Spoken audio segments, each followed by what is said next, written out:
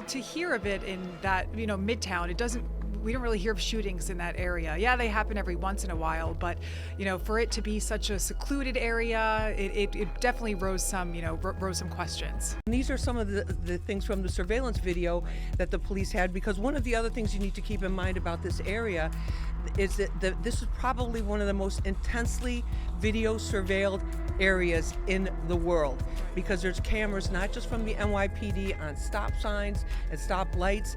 They're also linked into this system with what they call their stakeholders. So every bank ATM that has a video camera, every store that has a camera, the NYPD has the ability to link in with that. So they must have had thousands and thousands of hours of video to comb through.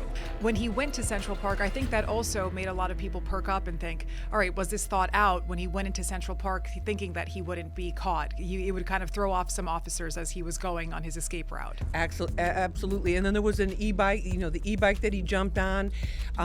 He ends up going to the George Washington Bridge. This is a couple of days later, hops on the bus, and then begins this saga that ends up in Altoona, Pennsylvania, in that McDonald's where he thinks nobody's going to notice him. And this is when the employee spots him and calls the police. Right, and the question still remains is how did he end up in Altoona? You mentioned the George Washington Bridge, hopping on a bus. Altoona does have a Greyhound bus stop, so authorities are still looking into that. And then, of course, if he's taking a bus, he's not going through a search. There's no weapons search.